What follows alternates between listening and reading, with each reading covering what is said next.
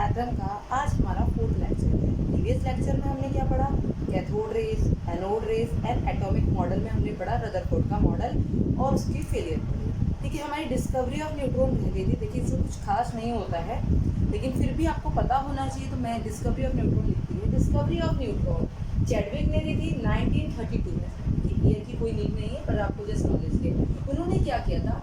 Beryllium पर क्या किया था? अल्फा पार्टिकल, ये बताया था अल्फा पार्टिकल की क्या करी थी? बम्बार्डिंग करी थी। ठीक, जिसके साथ उन्हें क्या मिला था? उन्हें एक ऐसा पार्टिकल मिला था जिस पर कोई चार्ज नहीं था और जिसका मास थोड़ा सा प्रोटॉन से ज़्यादा या लगभग प्रोटॉन के जैसा था, तो उनको उन्होंने नाम दिया न्यूट्रॉन। क्या दिया नाम? न्यूट्रॉन। तो neutron is a sub atomic particle carrying no charge having a mass 1.675 into 10 की power -27, which is almost equal to the of hydrogen atom. क्या है? हाइड्रोजन एटम की क्या है? बिल्कुल इक्वल है। क्या है? हाइड्रोजन एटम की बिल्कुल इक्वल है। तो ये क्या है? आपकी डिस्कवरी ऑफ नाइट्रोजन है। तो इस तरह से हमें 3 फंडामेंटल पार्टिकल मिल गए, प्रोटॉन, न्यूट्रॉन एंड इलेक्ट्रॉन। ठीक है, ये हमारे फंडामेंटल पार्टिकल के इनका चार्ट मैंने आपको बना दिया था। इन पे कितना चार्ज होता है, इनका मास क्या है, ये सब आपको याद होना चाहिए, क्योंकि ऑब्जेक्टिव में ये आपसे पूछे जाते हैं। ठीक, अब फिर हम करेंगे आगे। आपको पता है एटॉमिक नंबर क्या होता है, एटॉमिक मास क्या होता है, आप सब जानते हैं। एटॉमिक नंबर क्या है, एटॉमिक मास क्या है, ये सब आप जानते हैं या नहीं जानते? बस थोड़ा सा हम बताते हैं इसी के बारे में। छोटा सा टॉपिक है, फिर इसे करने के बाद हम अपने मेन टॉपिक। तो स्टूडेंट, आपको इसके बाद टॉपिक है एटॉमिक नंबर। एटॉमिक नंबर ये सब आप बेटा 10th क्लास में 9th क्लास में पढ़ चुके हो, कोई नई चीज़ नहीं है, बस एक बार रिवाइज करना है। एटॉमिक नंबर जेड होता है। जेड का मतलब क्या होता है? हमने प्रीवियस चैप्टर में भी किया था। Total number of proton equal to total number of electron. जितने प्रोटॉन होते हैं उतने ही क्या होते हैं? इलेक्ट्रॉन होते हैं। एटॉमिक मास या मास नंबर, कुछ भी बोल दो, मास नंबर में भी कंफ्यूज मत होना। एटॉमिक मास भाई हमने पढ़ा था रदरफोर्ड में, न्यूक्लियस के अंदर सॉलिड या हैवी चीज़ उसके सेंटर में होती है, उसे हमने कहा था न्यूक्लियस। रदरफोर्ड ने बताया था न्यूक्लियस, तो जो हैवी चीज़ है उसी का मास होगा। प्रोटॉन और न्यूट्रॉन का ही मास होता है।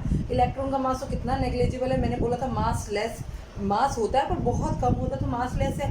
तो एटम के अंदर बच के गया प्रोटॉन, न्यूट्रॉन और इलेक्ट्रॉन। इलेक्ट्रॉन का मास है नहीं, प्रोटॉन और न्यूट्रॉन का है, तो मास किसका होगा? प्रोटॉन न्यूट्रॉन का। इसीलिए होता है proton plus neutron.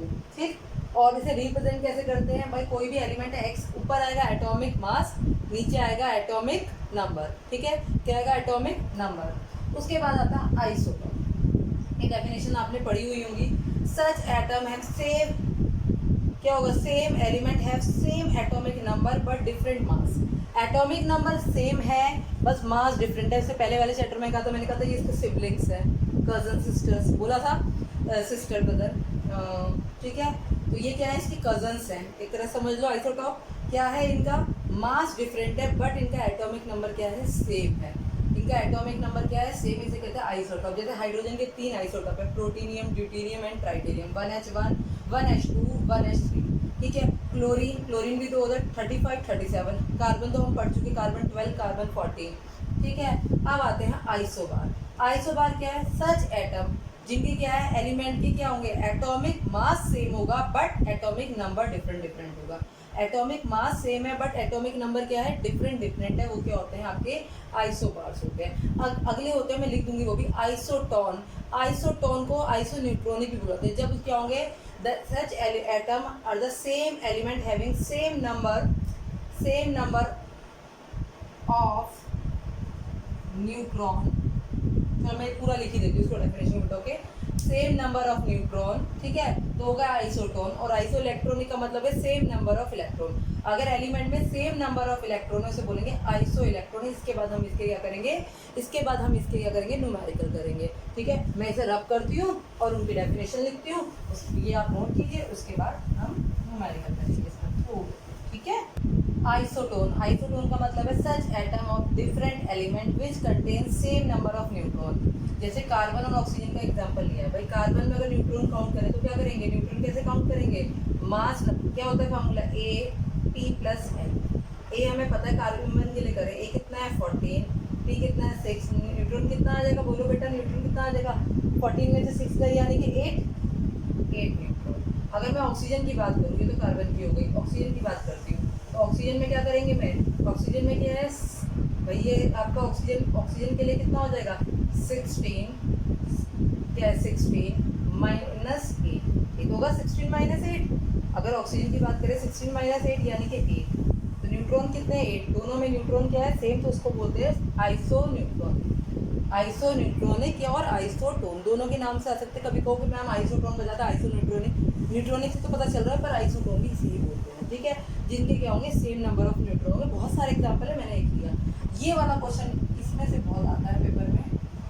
Iso electronic क्या आता है, species containing same number of electron, जो species same number of electron contain करते हैं, जैसे कि Na+, Mg++, ठीक, और ये कहते हैं आपका F नेगेटिव और Ca+। बताइए इनमें से कौन आइसो न्यूट्रॉनिक नहीं है इनका, देखिए Na+, अब देखो सबका मैं Z लिख देती हूँ और न्यूट्रॉन लिख देती हूँ, इतना ही बहुत है, चलो सब लिख देते हैं, ZANN। अब इसका Z कितना होता है 11, ठीक, 11 होता है, E लिखती हूँ, E जरूरी है। इसमें इलेक्ट्रॉन कितने हैं, हमें न्यूट्रॉन की जरूरत ही नहीं है भाई, 11 इसका क्या होता है Z होता है, Z होता है, यानी नंबर ऑफ इलेक्ट्रॉन भी कितने होंगे 11 होंगे, लेकिन एक प्लस चार्ज है, एक प्लस चार्ज का मतलब क्या हो गया, एक प्लस चार्ज का मतलब है एक इलेक्ट्रॉन चला गया, प्लस का मतलब जाना, माइनस का मतलब आना, तो एक इलेक्ट्रॉन चला गया, इलेक्ट्रॉन हो गए, ठीक। अब इसकी बात करते हैं, इसका Z क्या है 12, ठीक है। अगर ये आपकी क्या हो गया प्रोटोन, नंबर ऑफ प्रोटोन ही हो गया, अगर प्रोटोन दूसरे प्रोटोन सेम नहीं है किसी में भी, देखो ये कितना है 12, ठीक है, लेकिन इसमें से कितने इलेक्ट्रॉन गए 2, तो कितना बचेगा ये 10। इसका क्या है एटॉमिक नंबर कितना है 9 में माइनस का मतलब एक इलेक्ट्रॉन आ गया, तो इलेक्ट्रॉन कितने हो गए 10। कैल्शियम का एटॉमिक नंबर कितना होता है, Ca+ होता है, कैल्शियम का एटॉमिक नंबर कितना होता है बेटा 40। अब इसमें से 40 20, एटॉमिक नंबर की 20, और 20 में से 2 इलेक्ट्रॉन चलेगा यानी 18।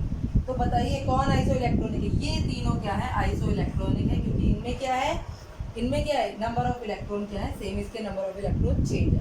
अगर मैं यहाँ पोटेशियम प्लस रख देती हूँ, तो इसका कितना होता है पोटेशियम का 19 में से एक गया 18, तो ये दोनों होते हैं आइसो, क्या होते हैं आइसो इलेक्ट्रॉनिक। आता है पेपर में इन स्पीशीज में से, जैसे ऑब्जेक्टिव में आ गए कौन सी आइसो इलेक्ट्रॉनिक है टिक कीजिए, तो आपको सबको चेक करना होगा, जिसके नंबर ऑफ इलेक्ट्रॉन सेम होंगे वो क्या होगी आपकी आइसो इलेक्ट्रॉनिक होगी, ठीक। अब इस पर क्वेश्चंस करते हैं, देखिए बहुत इजी क्वेश्चन है ये, इजी, कभी कभी कुछ चीज़ें इजी आ जाती हैं जो हर बच्चे को पता है, इजी बहुत ज़्यादा है, इसीलिए आइसो इलेक्ट्रॉनिक तो पूछ लेते हैं, पर न्यूमेरिकल इसके आने के चांसेस बहुत कम होते हैं, क्योंकि इस चैप्टर में बहुत कुछ है, ठीक है, इस चैप्टर में क्या है बहुत कुछ है, तो फिर यही नहीं कि यही पूछा जाएगा आपसे, ठीक है। फिर भी बता देती हूँ, अगर कहीं लिखा है Ca40 20, तो प्रोटॉन इलेक्ट्रॉन न्यूट्रॉन बताइए, अच्छा प्रोटॉन कितने हैं दिख रहा है 20, क्योंकि Z20 है, इलेक्ट्रॉन कितने हैं 20, और A कितना है 40, और न्यूट्रॉन कितने हो जाएंगे, न्यूट्रॉन क्या होंगे A-P, तो A कितना है 40 माइनस 20, यानी न्यूट्रॉन भी कितने हो जाएंगे 20। तो ऐसा क्वेश्चन तो आप आराम से कर, ठीक। दूसरा क्वेश्चन देखते हैं, तो मैं पूरा थ्योरी में नहीं लिख रही, इसमें लिख रही A एंड B दो हैं, ये क्या है आइसोटॉप, ठीक है, बात समझ में आ गई। A और B दो एलिमेंट हैं और दोनों क्या है आइसोटॉप है, ठीक। A एंड B में जो कहते हैं नंबर ऑफ न्यूट्रॉन है, नंबर ऑफ न्यूट्रॉन वो A में है आपके 34 और B में है 35, मैंने ऐसे लिखा, ठीक, नंबर ऑफ न्यूट्रॉन, और B का एटॉमिक मास या मास नंबर, B का एटॉमिक मास 74। तो फाइंड करना है आपको या कैलकुलेट करना है एटॉमिक मास ऑफ, ठीक है, क्वेश्चन समझ में आया, ठीक।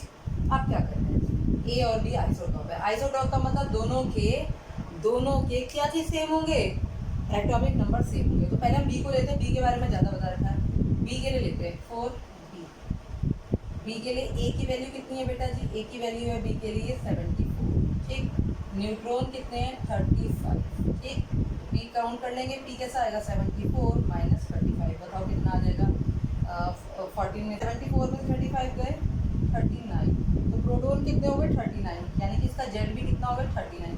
अगर बी का जेड 39 है, बी का जेड 39 है, तो ए का जेड कितना होगा, ए का जेड भी कितना होगा 39, क्योंकि they are isotope, they are isotope. अब ये आइसोटॉप्स है, ठीक। ए का हमें पता चल गया, अब हमें क्या निकालना है, ए फॉर एलिमेंट, ठीक है, नोट में। अब चलो तो ये लिया, अपने तो पूरा क्वेश्चन रब करना होगा।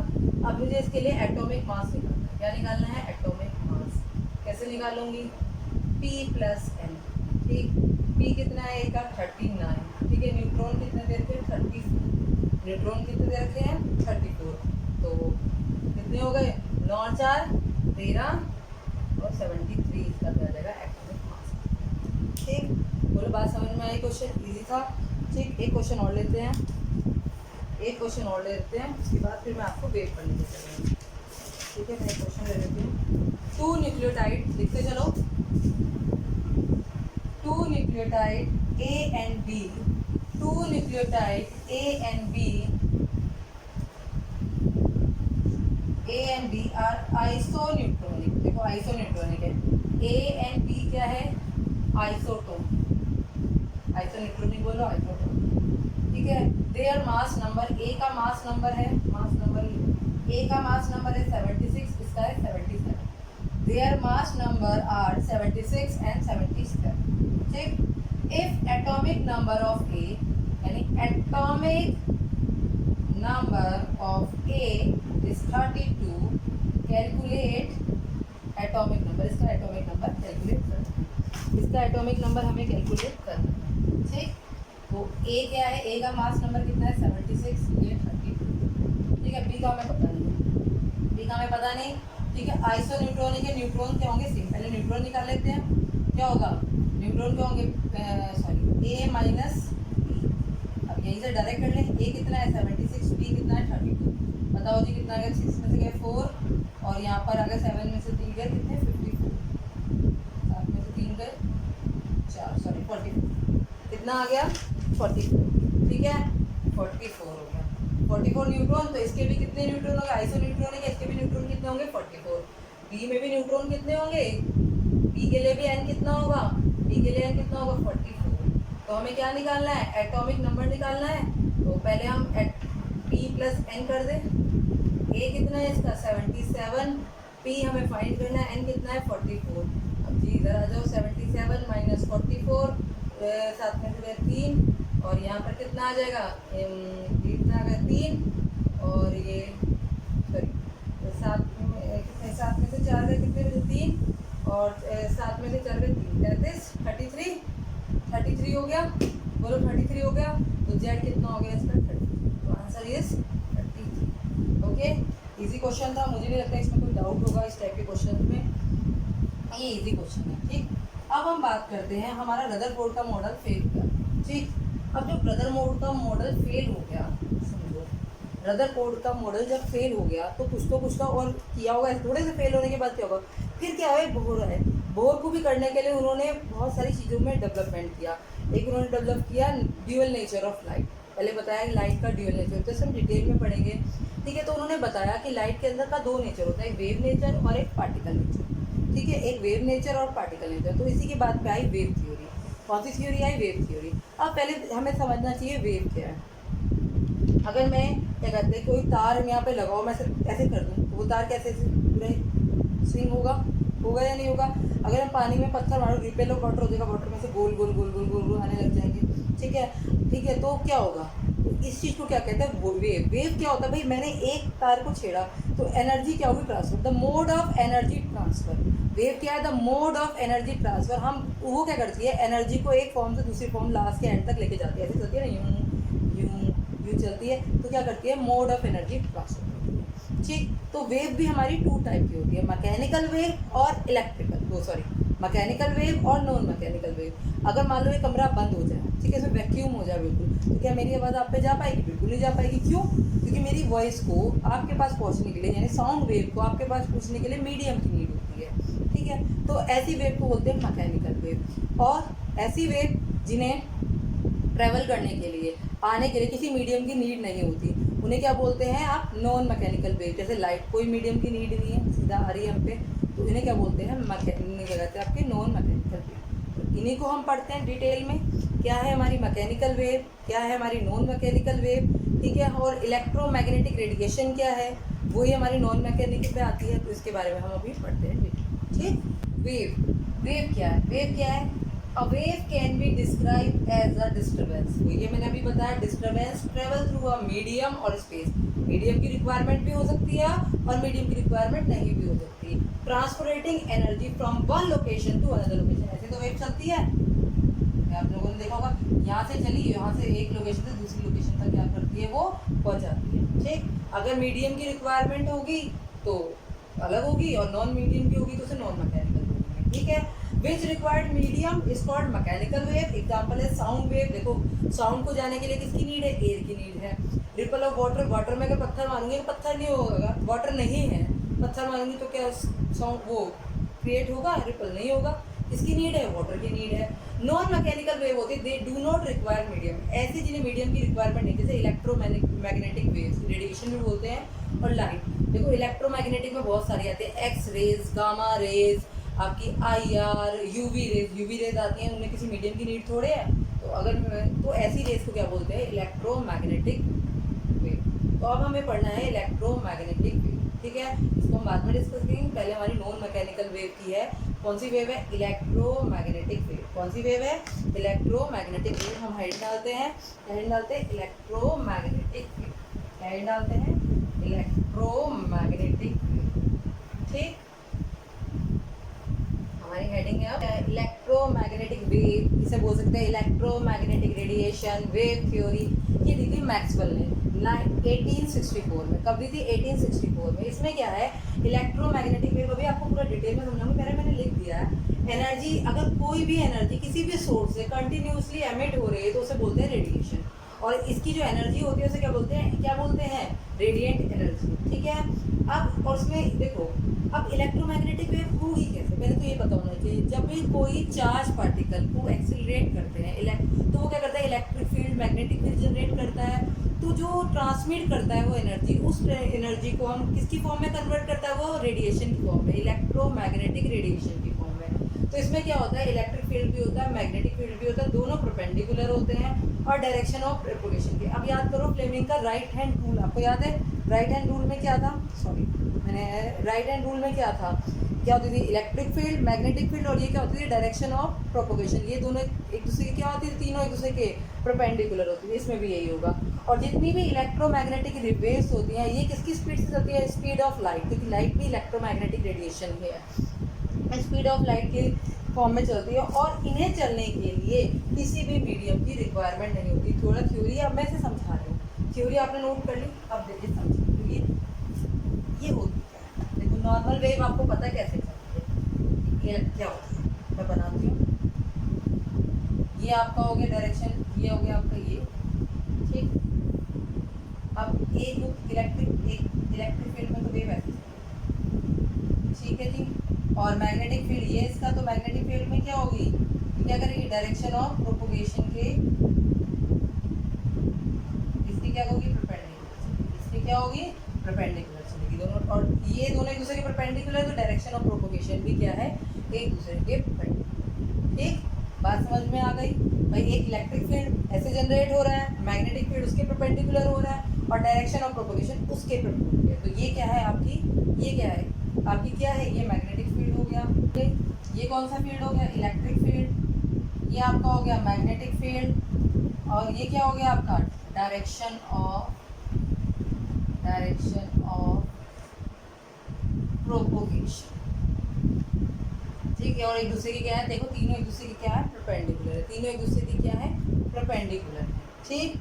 तो जो हमारी लाइट होती है वो ड्यूअल नेचर शो करती है। वेव करेक्टर हम देख रहे हैं, इसके बाद हम पार्टिकल करेक्टर देखेंगे। तो ये हो गए वेव करेक्टर। बोलो इतनी बात समझ में आई। ये थी इलेक्ट्रोमैग्नेटिक वेव, कुछ नहीं था इसमें, कोई ऐसी थ्योरी नहीं आने वाली इलेक्ट्रोमैग्नेटिक वेव क्या है, बस आपको पता होना चाहिए इलेक्ट्रोमैग्नेटिक वेव क्या है। इलेक्ट्रोमैग्नेटिक वेव क्या है, ऐसी वेव जिन्हें चलने के लिए, मतलब किसी भी ट्रेवल करने के लिए किसी मीडियम की नीड नहीं होती, ठीक है। इसके अंदर दोनों फील्ड होते हैं, इलेक्ट्रिकल फील्ड, मैग्नेटिक फील्ड और डायरेक्शन ऑफ प्रोपगेशन। ये तीनों एक दूसरे के क्या होते हैं, तीनों एक दूसरे के क्या होते हैं, परपेंडिकुलर होते हैं। क्या होते हैं, तीनों एक दूसरे के परपेंडिकुलर होते हैं। इतनी बात समझ में आ गई। इसके बाद ये किसकी स्पीड से चलते हैं, लाइट के स्पीड से चलते हैं। किसकी स्पीड से चलते हैं, लाइट की स्पीड से चलते हैं, ठीक है। और इन्हें बोलते हैं इलेक्ट्रोमैग्नेटिक रेडिएशन और इलेक्ट्रोमैग्नेटिक वेव्स, ठीक है। इनके कुछ क्या होते हैं कैरेक्टरिस्टिक, जैसे वेवलेंथ, मैं अभी सभी लिख दूंगी। वेवलेंथ आप जानते हो क्या होती है वेवलेंथ, तो वेवलेंथ आपने सुनी होगी, दो नियर बाई क्रिस्ट और या दो नियर बाई ट्रफ के बीच की जो डिस्टेंस होती है उन्हें क्या बोलते हैं, वेवलेंथ। पढ़िए, आप सुना होगा, आप लोगों ने नाम पढ़ा।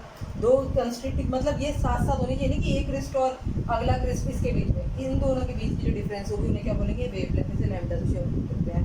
इसके बाद क्या आता है, वेवलेंथ के बाद क्या आता है, वेवलेंथ के बाद आता है आपका फ्रीक्वेंसी। एक सेकेंड में जितनी वेव कितनी होती है, देखो ये वेव है पूरी एक वेव, एक सेकेंड में कितनी वेव उस पॉइंट से पास हो जाएगी, वो क्या होगी, उसकी फ्रीक्वेंसी होगी। क्या होगी इसकी, वो फ्रीक्वेंसी होगी। फिर हम बात करें किसकी, स्पीड की। स्पीड आपको पता है स्पीड क्या होती है भाई, स्पीड जितनी वेवलेंथ मतलब जितनी वेव, फ्रीक्वेंसी को हम न्यू से करते हैं, न्यू इंटू लैम्डा। किसी भी एक वेव, ये वेवलेंथ हो गई, अगली वेव, एक वेवलेंथ कितने टाइम में उस जगह से पास हो रही है, वो क्या हो गई, उसकी स्पीड हो गई। जनरली हम सी लिख दिया, मैंने बी लिखना चाहिए, तो बी क्या होती है जनरल पार्टिकल के लिए, और अगर हम इलेक्ट्रोमैग्नेटिक की बात करें तो इसके लिए क्या आ जाएगी आपकी, न्यू लैम्डा, ठीक है। तो वेवलेंथ क्या है, the wavelength of wave is मतलब wavelength of a wave is defined as distance between any two constitutive crest and trough. मैंने बताया दो नियर बाई क्रिस्ट हो या दो नियर बाई ट्रफ हो, उनके बीच की डिस्टेंस को क्या बोलेंगे wavelength. It is denoted by lambda से डिनोट करते हैं। इसकी यूनिट में ध्यान रखना होगा आपको। वैसे मैंने 1 नैनोमीटर इक्वल टू 10 की पावर -9 मीटर, ठीक है। 1 एंगस्ट्रॉम, इसमें बहुत चेंज करना होगा, 10 की पावर -10 मीटर, और 1 पिकोमीटर इक्वल टू 10 की पावर -12 मीटर, ठीक है। तो ये आपको यूनिट को बहुत ध्यान से रखना होगा, ठीक है। अब बात करते हैं फ्रीक्वेंसी की। फ्रीक्वेंसी क्या है, the number of wave passing through a point in a 1 second. एक सेकेंड में जितनी वेव उस जगह से पास हो जाएगी उसे क्या बोलेंगे हम, उसे क्या बोलेंगे, फ्रीक्वेंसी। इसे न्यू से करते हैं, न्यू इस तरह से बनता है, वी नहीं है, ये न्यू है। यूनिट होती है हर्ट्स या साइकिल पर सेकेंड। अगर मैं बोलूँ 1 हर्ट्स इक्वल टू 1 साइकिल पर सेकेंड, ठीक है। अगर मैं बोलूँ 1 किलो हर्ट्स तो हो जाएगा 10 की पावर -3, ठीक है। अगर मैं बोलूँ 1 मेगा हर्ट्स 10 की पावर 6 हर्ट्स। अगर मैं बोलूँ 1 मिली हर्ट्स तो 10 की पावर -3 हर्ट्स, ठीक है। और अगर मैं आपको क्या बोलती हूँ, अगर मैं आपसे क्या बोलती हूँ, मिली हर्ट्स हो गया माइक्रो हर्ट्स, मैं यहाँ लिख दूँ, यहाँ लिख देती हूँ 1 माइक्रो हर्ट्स तो 10 की पावर -6, ठीक। ये आपको यूनिट कन्वर्ट करनी आनी चाहिए। इसके बाद मैं अगली लिखती हूँ, आप ये नोट कीजिए। उसके बाद अगला आता है आपका, तो ये आपका आते हैं वेलोसिटी, द लीनियर डिस्टेंस। भाई एक वेव ने कितनी लीनियर डिस्टेंस ट्रेवल करी 1 सेकेंड में। लीनियर डिस्टेंस का मतलब हो गया एक वेव हो गई लैम्डा, ठीक है, और एक सेकेंड में उसकी कितनी पास होगी, न्यू। तो इसे v equal to nu into c, sorry lambda. अब इन केस ऑफ लाइट के केस में हम इसे क्या करते हैं, सी लिखते हैं, सी न्यू लैम्डा। और न्यू इक्वल टू क्या हो जाएगा, न्यू इक्वल टू हो जाएगा, क्या हो जाएगा, nu equal to c upon lambda. ये फार्मूला है, नोट कर लो, इसमें न्यूमेरिकल बहुत होते हैं। सी मतलब 3 × 10 की पावर 8 मीटर पर सेकेंड। तो ये तो क्या होगा, एक कांस्टेंट वैल्यू होगी, तो nu equal to inversely proportional to lambda. यानी जिसका लैम्डा ज़्यादा होगा उसकी फ्रीक्वेंसी कम होगी, और जिसकी फ्रीक्वेंसी कम होगी उसका लैम्डा ज़्यादा होगा। चलो इसे इतना नोट करो। इसे एक चीज़ से और समझते हैं, ये दो वेव हैं,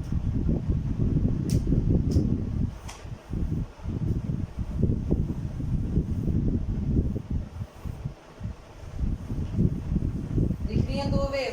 अब मुझे पूछूं मैं किसकी फ्रीक्वेंसी ज़्यादा होगी, भाई इसका लैम्डा ज़्यादा है, दिख रहा है, लैम्डा ज़्यादा है, तो ऐसे देख सकते हो। और एक सेकंड, वेव का मतलब क्या होता है, न्यू का मतलब क्या होता है, एक सेकंड में कितनी वेव पास होगी। इसे पास होने में एक सेकंड में टाइम लगेगा, ये पतली सी है, इसे पास होने में एक सेकंड में कम टाइम लगेगा। तो इसकी फ्रीक्वेंसी क्या होगी, हाई होगी, और इसकी फ्रीक्वेंसी क्या होगी, लो होगी। इसकी फ्रीक्वेंसी इसकी कंपेरिजन में कम होगी। देखो भाई जैसे ये इतनी बड़ी वेव है, 1 सेकंड में पास होने में टाइम लगेगा, ये इतने से में पास हो जाएगी फटाफट से। तो ये 1 सेकंड में ज़्यादा पास होगी, 1 सेकंड में कम पास होगी, इसलिए इसकी फ्रिक्वेंसी क्या है, लो है, इसकी फ्रिक्वेंसी हाई है।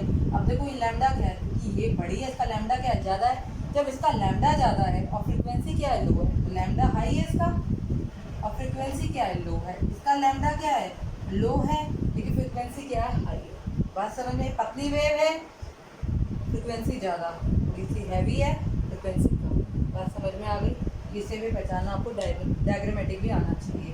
तो वो तो आपको पता चल गया, दिख रहा है। ये वेव क्या होगी, देर में 1 सेकंड में पास होगी, 1 सेकंड से जल्दी पास होगी। ठीक, तो ये थी आपकी वेलोसिटी, फ्रिक्वेंसी एंड वेवलेंथ। तो अगला आता है एम्पलीट्यूड। एम्पलीट्यूड भी मैं लिखती हूँ, समझा दूँ पहले। देखो एम्पलीट्यूड क्या होता है।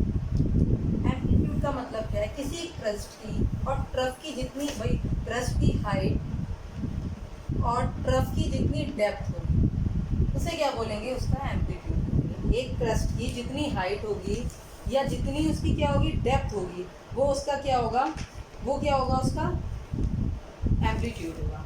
अब आपको पता है कुछ वेव्स जो होती है वो बहुत ज़्यादा ब्राइट होती हैं, कुछ वेव जो होती है बहुत लाइट होती है। तो देखो ये 2 वेव है, एक वेव और बना दो नीचे, दिख रही है। अब बताओ किसका एम्पलीट्यूड ज़्यादा है, ऑब्वियसली इसका एम्पलीट्यूड हाई है, इसका एम्पलीट्यूड क्या है, लो है। तो ये क्या होगी, मोर ब्राइट होगी, ज़्यादा ब्राइट होगी। ये क्या होगी, ये क्या होगी, कम ब्राइट होगी। फ्रिक्वेंसी से, वेवलेंथ से कोई मतलब नहीं रह गया। भाई ये भी इतनी हाइट ले रही है, ये भी, मैंने बनाई छोटी है, लो मैं इसी हाइट में बना देती हूँ, एक काम करती इसी में बना। भाई वेवलेंथ और फ्रिक्वेंसी सेम है, देखो वेवलेंथ और इस दोनों वेव की फ्रिक्वेंसी सेम है, लेकिन इसका एम्पलीट्यूड क्या है, हाई है, इसका एम्पलीट्यूड क्या है, लो है। तो ये क्या होगी, ब्राइट होगी और ये क्या होगी, डिमर होगी। मतलब ये ब्राइटनेस देगी खूब अच्छी, ये क्या देगी, ये वाली वेव क्या होगी, लाइट होगी। तो लाइट होना वेव का या डार्क होना, कलर इंटेंसिटी किस पे डिपेंड कर रही है, उसके एम्पलीट्यूड पे, नॉट फ्रिक्वेंसी और वेवलेंथ पे। ये बहुत अच्छी तरह ध्यान रखना कि किसी लाइट में कितनी चमक है, चमक मतलब ब्राइटनेस है, वो किस पे डिपेंड कर रही है, उसके एम्पलीट्यूड पे डिपेंड कर रही है। किस पे चेंज कर रही है, डिपेंड कर रही है, एम्पलीट्यूड की। डेफिनेशन ऐसे ही लिख लो एम्पलीट्यूड की, अब मुझे लिखनी पड़ेगी तो लिख लो, ऐसे ही लिख लो। एम्पलीट्यूड क्या है, द हाइट ऑफ क्रस्ट और depth of trough is called amplitude. ठीक है, मुझे नहीं लगता मुझे इसे लिखने की जरूरत है। एम्पलीट्यूड लिखा जाएगा, इससे सिंबल करते हैं, ए से करते हैं। Okay, bright and light and समझ में आ गया, समझ में आ गया। ब्राइट कौन सी होगी, ब्राइट कौन सी होगी, जो जिसका एम्पलीट्यूड ज़्यादा होगा, और लाइट कौन सी होगी, जिसका एम्पलीट्यूड क्या होगा, कम होगा, डिमर होगी। ठीक, इसके बाद अगला पॉइंट आता है वेव नंबर। वेव नंबर, क्योंकि इस यूनिट में ज़्यादा लिखना पड़ रहा है, इसलिए मुझे वीडियो को बार बार पॉज करके करना पड़ रहा है। वेव नंबर एक बार आ जाए नॉर्मल थ्योरी, जिसमें वीडियो पॉज ही ना करना पड़े, डायरेक्टली होता है। अब वेव नंबर को मत समझ, कभी ये मत समझ लें नंबर ऑफ वेव्स, दोनों में डिफरेंस है। वेव नंबर और नंबर ऑफ वेव में बहुत डिफरेंस है। ठीक है, ये क्या होती है, ये जो होती है एक वेव की, 1 सेंटीमीटर लंबी जो वेव है उसकी जो नंबर होगा उसे क्या बोलेंगे, वेव नंबर। लिख लो definition, the number of wave present in 1 centimetre length, the number of wave present in 1 centimetre length, 1 centimetre length is called wave number, is called wave number. ठीक है, वेव नंबर क्या है, ऐसी wave जो 1 centimetre जितनी होगी distance, उसको अगर जो पार कर रही है वो क्या, उसका वेव नंबर है। ये क्या होती है wave number, wave number is equal to, इसे क्या करते हैं, म्यू बार से करते हैं upon 1 upon lambda, 1 upon lambda को शो करते हैं। ठीक है, अब देख रहे हो हम जनरली यूनिट सेंटीमीटर ले रहे हैं, मीटर नहीं ले रहे, छोटी वेव्स हैं, मिलीमीटर, नैनोमीटर हिंदी में मिलेंगी आपको। ठीक, और इसकी यूनिट अगर पूछो तो क्या हो जाएगी, सेंटीमीटर इनवर्स। तो कहते हैं उसे क्या कहते हैं, नैनोमीटर इनवर्स, पिकोमीटर में, जो भी होगी वेवलेंथ की इनवर्स, वेवलेंथ ही क्या होगी आपकी, इनवर्स होगी। बोलो ये वाला टॉपिक समझ में आया। ठीक, अब इन्हीं के अकॉर्डिंग, ठीक है, अब इतनी वेव्स आ गई तो electrical wave, magnetic field, speed, ये सब आपने पढ़ा, ये सब एक दूसरे के क्या है, परपेंडिकुलर है। तो इतनी देखो अलग अलग वेव्स होंगी, अलग अलग फ्रिक्वेंसी होगी, अलग अलग वेवलेंथ होगी, बहुत कुछ अलग अलग होगा। इन्हीं वेवलेंथ और इन्हीं फ्रिक्वेंसी के अकॉर्डिंग से बहुत सारी वेव डिटेक्ट हुई, जैसे कि गामा रेज, एक्स रेज, और आपका अल्ट्रा वायलेट रेज और माइक्रोवेव्स। ठीक है, कई सारी वेव, रेडियो वेव्स तो हुई। तो इनको अगर हम इनके इंक्रीजिंग या डिक्रीजिंग ऑर्डर में रख दें तो उसे बोलते हैं इलेक्ट्रोमैग्नेटिक स्पेक्ट्रम। क्या बोलते हैं? Electromagnetic spectrum. तो नेक्स्ट हेडिंग डालिए, इलेक्ट्रोमैग्नेटिक स्पेक्ट्रम। कौन सी हेडिंग है? Electromagnetic spectrum. Electromagnetic spectrum, electromagnetic spectrum क्या था? Arrangement of different type of radiation in the decreasing order of their wavelength, यानी वेवलेंथ क्या हो रही है? कम हो रही है, और increasing order of their frequency is called क्या कहेंगे इसे? Electromagnetic spectrum. क्या कहेंगे? Electromagnetic spectrum. ओके, ठीक है। तो मैंने ये जो दिया है, ये जो ऑर्डर है, ये किसमें है? इंक्रीजिंग। ये तो मैंने बताया आपको लिखी, लेकिन मैंने लिखा है आपको इंक्रीजिंग ऑर्डर ऑफ वेवलेंथ। ये जो मैंने लिखा है इंक्रीजिंग ऑर्डर ऑफ वेवलेंथ है, कभी गलत समझ लो। अभी मैं पूरा इसका चार्ट भी बनाऊंगी। क्या है? मैंने वेवलेंथ के अकॉर्डिंग, कॉस्मिक रेज इनकी वेवलेंथ बहुत कम होती है, फ्रीक्वेंसी क्या होती है इनकी? हाई होती है। फ्रीक्वेंसी क्या होती है? हाई होती है। ठीक है। गामा रेज, उसके बाद x rays, UV, visible, infra, micro, radio waves. अब आपको अभी आप आगे पढ़ेंगे चैप्टर में। क्या पढ़ेंगे आप चैप्टर में? क्या होता है? एनर्जी जो होती है वो फ्रीक्वेंसी के डायरेक्टली प्रोपोर्शनल में आगे आने वाले हैं। अभी के लिए इतना याद रख लो। तो जिसकी एनर्जी ज़्यादा होगी वो डैमेज ज़्यादा करेगी, इसलिए गामा रेज, एक्स रेज की फ्रीक्वेंसी क्या है? बहुत ज़्यादा, तो एनर्जी भी बहुत ज़्यादा है, इसलिए ज़्यादा डैमेज करती है। यूवी रेज कैंसर कर देती हैं। ठीक है, इतनी ज़्यादा। धीरे धीरे माइक्रोवेव्स, हमें माइक्रोवेव चलाती है, इतना थोड़ी डैमेज कर पाती हैं। ठीक है। रेडियो वेव्स, रेडियो फ्रिक्वेंसी आ रही है, अगर इतनी डैमेज होती तो पता नहीं हम कितने डैमेज हो जाते। तो इनकी क्या है? इनकी फ्रिक्वेंसी कम है, वेवलेंथ ज़्यादा है। तो ठीक है, अब मैं इसको आपकी बुक की तरह से डायग्रामेटिक बना देती हूँ, उसको समझते हैं, उसके बाद हम इसके न्यूमेरिकल करेंगे। ओके, मैं वीडियो 1 मिनट के लिए रोक रही हूँ आपका। तो ये आपका क्या है? स्पेक्ट्रम है। मैंने पूरी वैल्यू नहीं रखी, पूरी आप एनसीईआरटी से देखते हैं। कॉस्मिक रेज, ठीक है, पहले आते हैं कॉस्मिक रेज। ये इसकी वेवलेंथ देखो 10⁻⁻16 है, और बढ़ते बढ़ते कितनी हो गई? 10⁸ यानी कि 10⁻⁻16, 10⁸ लगाओ, कितने लाख गुना, लाख क्या हो गया? बिलियन से भी ऊपर जा रही है। 10⁸, यानी इतनी इनकी क्या हो सकती है? वेवलेंथ होती है, इतनी वेवलेंथ हो सकती है। ठीक है। अच्छा हाँ, ये वेवलेंथ मैंने ये चीज़ नहीं लिखी, ये वेवलेंथ किसमें है? आपकी मीटर में दे रखी है मैंने। किसमें दे रखी है? मीटर में। कभी कॉपी चीज़ में ये वेवलेंथ किसमें है? मीटर में। फ्रिक्वेंसी की देखिए 10⁻24 से फ्रिक्वेंसी 10⁻0 तक, इतनी फ्रिक्वेंसी होती है। देखो फ्रिक्वेंसी ज़्यादा है, फ्रिक्वेंसी ज़्यादा है, वेवलेंथ कम है। फ्रिक्वेंसी कम है, वेवलेंथ ज़्यादा है। कितनी बात समझ में आई?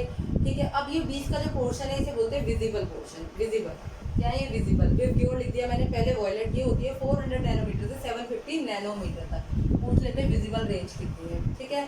वेवग्योर, वेवग्योर से पहले वॉयलेट। देखो वॉयलेट का वेवलेंथ, देखो ये वेवलेंथ है, वहाँ जाते हुए वेवलेंथ क्या हो रही है? बढ़ रही है।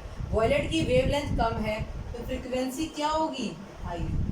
अगर पूछे वॉयलेट की वेवलेंथ क्या है? कम है, तो फ्रीक्वेंसी हाई होगी। लेकिन जैसे जैसे हम रेड में जाते हैं, रेड की क्या है? रेड की वेवलेंथ ज़्यादा है, फ्रीक्वेंसी कम है। तो अगर कोई रेड कलर का होगा उसकी फ्रीक्वेंसी कम होगी, वेवलेंथ ज़्यादा होगी। वेव क्यों है? ठीक है। ये स्पेक्ट्रम था, इस पर हम क्वेश्चन करते हैं, क्योंकि मेनली क्वेश्चन ही आते हैं बेटा। आपसे कोई ऑर्डर नहीं पूछता, बस आपको रेंज पता होनी चाहिए, विजिबल की कितनी रेंज है। कि बाकी अगर आपको डिटेल में देखना है कि टेबल बनानी है, तो एनसीईआरटी की टेबल है, वहाँ से बना सकते हैं। ठीक है, क्योंकि टेबल को मैं बनाने में बहुत टाइम लग जाएगा।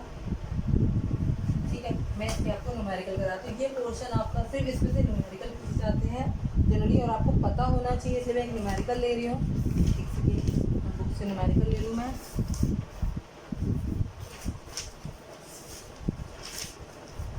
हाँ जी, कैलकुलेट, फर्स्ट पार्ट है कैलकुलेट वेव नंबर। अब मैं ऐसे वेव नंबर, फ्रीक्वेंसी, शॉर्ट में सिंबल बना देती हूँ, frequency of yellow radiation having wavelength 5800 angstrom.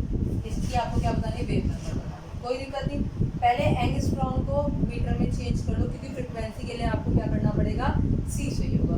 तो मैं पहले क्या होता है, अब भाई इसे 1 एंगस्ट्रॉम इक्वल टू क्या होता है? 10⁻⁻10 मीटर। ठीक, तो 5800 कितना हो जाएगा? 580 इंटू 10⁻⁻, ठीक है बेटा जी। हाँ या ना बोलो। इतना क्या हो गया आपका, इतना आपका क्या हो गया मीटर। ठीक, ये हमने मीटर में चेंज कर लिया। अब हमें क्या करना है, हमें फ्रिक्वेंसी निकालनी है सी अपॉन लैम्डा। सीधा फार्मूला बेस है, सी कितना है 3 इंटू 10 की पावर 8, लैम्डा कितना है 5800 इंटू 10 की पावर -10। आप कैलकुलेट करेंगे। और अगर कोई आपसे कहे वेव नंबर, ये तो हो गया इसका बी पार्ट। अगर कोई कहे ए पार्ट तो 1 अपॉन लैम्डा 15800 इंटू 10 की पावर -8। ठीक, एनसीईआरटी के क्वेश्चन भी करेंगे। आप पहले ये नोट करिए, फिर मैं अगला क्वेश्चन लिखती हूँ। ठीक है, जो भी आपकी फ्रिक्वेंसी आएगी इसमें आ जाएगी, हर्ट्ज में आ जाएगी। अगला क्वेश्चन सुनिए, ठीक है, नोट हो गया। पूरा लिखूंगी नहीं, ये एनसीईआरटी के क्वेश्चन है। The Vividh Bharati station of All India Radio, Vividh Bharati station of All India Radio Delhi broadcast at a frequency, frequency लिखूं, एनसीईआरटी के क्वेश्चन भी करा रही हूँ मैं आपको। फ्रिक्वेंसी, फ्रिक्वेंसी कितनी है 168 किलो हर्ट्ज, 168 किलो हर्ट्ज, क्या है आपकी फ्रिक्वेंसी। ठीक, किलो हर्ट्ज। कैलकुलेट, क्या कैलकुलेट करना है आपको, calculate wavelength of electromagnetic radiation emit by the transmitter, which part of electromagnetic spectrum does it belong to. हमें ये बताना है कौन सा पार्ट बिलोंग कर रहा है इलेक्ट्रोमैग्नेटिक। चलो करते हैं। ठीक, इतने हर्ट्ज फ्रिक्वेंसी है, किलो हर्ट्ज है। पहले इसे किस में चेंज कर लेते हैं, हर्ट्ज में चेंज कर लेते हैं। भाई हमको पता है 1 किलो हर्ट्ज इक्वल टू कितना होता है 10 की पावर 3 हर्ट्ज होता है। हाँ या नहीं पता आपको, 1368 कितना हो जाएगा, ये हो जाएगा 1368 इंटू 10 की पावर, बोलो जी इतनी कोई दिक्कत है, इतनी हमारी हो गई। करेक्ट फार्मूला लगाते हैं, लैम्डा इक्वल टू सी कितना है 3 इंटू 10 की पावर 8 अपॉन 1368 इंटू 10 की पावर 3। कैलकुलेट करके बताओ, कैलकुलेट करके आ रहा है 219.3 मीटर। ठीक है, अब हमें बताना है किस रेंज में आ रहा है। तो इसके लिए आपको स्पेक्ट्रम की रेंज याद होनी चाहिए। अभी क्योंकि मैम आपने लिखवाया नहीं है, आप अपनी बुक में खोल कर देखना। ये जो देखो 2.93 जो आ रहा है आपका, लगभग ये आपकी आएगी रेडियो वेव में। मैं चलो एक बार आपको वापस स्पेक्ट्रम में बता देती हूँ, क्योंकि जो रेडियो वेव होती है वो शुरू होती है 10 की पावर 0 से। रेडियो वेव जो होती है, पर इतना रेडियो वेव पर 10 की पावर 0 से स्टार्ट होती है और 10 की पावर 8 तक होती है। 0 का मतलब 10 से स्टार्ट होगी, 219 इसी के बीच में आएगी, रेडियो वेव के बीच में। किसमें आएगी, रेडियो वेव में। तो थोड़ा थोड़ा सबके बारे में याद कर लेना, इसकी रेंज कहाँ से स्टार्ट होती है। जो माइक्रोवेव है वो 10 की पावर -2 में होती है। इंफ्रारेड जो होती है वो 10 की पावर -6 होती है। अल्ट्रावायलेट 10 की पावर 8 होती है। तो ये आपके एनसीईआरटी में मिल जाएगा, वहाँ से पूरा इसको देख सकते हैं। ठीक है, क्वेश्चन समझ में आया, बहुत इजी क्वेश्चन था, कुछ क्वेश्चन में था। अगला question, the wavelength range of visible spectrum extended from violet 400 nanometer to 750 nanometer, express the wavelength in frequency। आपको फ्रीक्वेंसी बतानी है नैनोमीटर में कितनी होगी। बहुत आसान है, पहले वेवलेंथ निकाल लो। ये कैसे करिए, क्वेश्चन खुद करना है आपने, सुन लो क्वेश्चन लिख लो। The wavelength range of visible spectrum, the wavelength range of visible spectrum extended from violet bracket में है 400 नैनोमीटर टू रेड 750 नैनोमीटर। नहीं भी दे दो तो आपको पता होना चाहिए। Express this wavelength in frequency hertz, ठीक है, और 1 नैनोमीटर इक्वल टू 10 की पावर -9। तो फ्रीक्वेंसी इक्वल टू तो सी अपॉन लैम्डा, तो सी तो 3 इंटू 10 की पावर 8 ही रहेगा। अगर हमें किसकी निकालनी है, अगर हमें रेड की निकालनी है तो 4 पहले नैनोमीटर को चेंज करेंगे, क्या होगा 1 नैनोमीटर इक्वल टू कितना होता है बेटा जी 10 की पावर 9 मीटर। तो 400 कितना हो जाएगा, 400 10 की पावर 9 इंटू 400, रखेंगे 400 इंटू 10 की पावर 9। ठीक, इससे आप क्या करेंगे, फ्रिक्वेंसी कैलकुलेट करेंगे। फिर ऐसे ही रेड की करेंगे, ये किसकी हो गई वॉयलेट की, रेड की कैसे करेंगे, रेड की भी सेम ही हो जाएगी। क्या हो जाएगी रेड के लिए, रेड के लिए क्या हो जाएगा, nu equal to c lambda. C कितना है 3 इंटू 10 की पावर 8, 750 इंटू 10 की पावर 9। इससे क्या आ जाएगी, रेड की फ्रिक्वेंसी आ जाएगी। तो रेंज बन जाएगी, इसकी बन जाएगी रेंज, बन जाएगी फ्रिक्वेंसी। कुछ क्वेश्चन होमवर्क के लिए लिख लीजिए। Calculate the frequency of infrared radiation. Calculate the frequency of infrared radiation having calculate the frequency of infrared radiation having wavelength 3 into 10 की power 6 नैनोमीटर. ठीक. अगला क्वेश्चन है second question. Calculate the range of frequency of visible light 3800. अब कुछ हो गया, कुछ book में 380 से लिखा तो कोई फर्क नहीं पड़ रहा उतना. 3800 to 7600 एंगस्ट्रॉम. ठीक. उसके बाद लिखिए अगला लिखिए calculate the wave number of radiation. Calculate the wave number of radiation having a frequency of 4 into 10 की power 14 hertz. ठीक. उसके बाद एक क्वेश्चन लिखिए. A particular radio station. अब ऑल इंडिया ने कहा है पर्टिकुलर रेडियो स्टेशन बहुत सारे हैं, FM है, रेडियो मिर्ची, कोई भी स्टेशन हो सकता है. A particular radio station broadcast at a frequency of 1120 kilohertz. 1120 kilohertz. Another radio station broadcast at frequency 98.7 megahertz. ठीक है. What are the wavelength of radiation of each station? What is the wavelength of radiation of each station? हमको 98.7 megahertz की भी radiation wavelength बतानी है, हमको 1120 kilohertz की भी क्या बतानी है, रेडिएशन. सिंपल क्वेश्चन है. अभी मैं एनसीईआरटी के भी क्वेश्चन आपको बोल देती हूँ कि एनसीईआरटी के कौन से इससे रिलेटेड क्वेश्चन है वो भी आप करेंगे. टॉपिक साथ पूरा कंप्लीट करेंगे. इस टॉपिक में कुछ नहीं है, इतना ज़्यादा तो था ही नहीं टॉपिक. इसी साल आपके लिए ऐड किया गया है. ठीक है. इजी टॉपिक है. कुछ भी टॉपिक में कुछ ऐसा खास कोई रीजनिंग नहीं है, कोई कुछ नहीं. सिंपल बातें हैं. क्या है इलेक्ट्रोमैग्नेटिक रेडिएशन? क्या ऐसा रेडिएशन जिसे ट्रेवल करने के लिए मीडियम की रिक्वायरमेंट नहीं है. इसमें direction of electric field, magnetic field, direction of propagation एक दूसरे के क्या होते हैं, परपेंडिकुलर होते हैं. और ये लाइट ऑफ स्पीड से चलता है. बस सिंपल सी बात है. इसीलिए हम बार बार क्या रख रहे हैं, रेडिएशन में लाइट की स्पीड रख रहे हैं. हमें वेलोसिटी नहीं दे रखी फिर, क्योंकि हमें पता है इलेक्ट्रोमैग्नेटिक रेडिएशन किसमें चलता है, स्पीड ऑफ लाइट से चलता है. इसलिए हम सी की वैल्यू रख रहे हैं. लेकिन कोई और पार्टिकल होता तो हमें बी की वेलोसिटी दी. ठीक है. तो एनसीईआरटी का क्वेश्चन बोलती हूँ मैं, जरा नोट करिए एनसीईआरटी के कौन से क्वेश्चन आपको कर रहे हैं. ठीक है. ये आपका इतना टॉपिक मैंने करा दिया. इसके एनसीईआरटी क्वेश्चन देखिए. एनसीईआरटी के क्वेश्चन 2.1, 2.2 नोट करते जाइए. 2.1, 2.2 ये तो आपके प्रीवियस चैप्टर से रिलेट कर जाएंगे.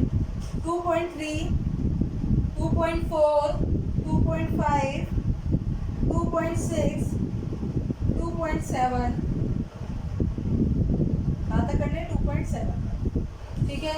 इतना आपको चैप्टर कंप्लीट करना है. इसके बाद में हम आपको क्या करेंगे भाई, देखिए चलिए एक चीज़ और बता देते हैं. जो वेव है, चलो मैं अगले टॉपिक में बताऊंगी, अभी बताऊंगी तो फिर आपको कंफ्यूजन हो जाएगा.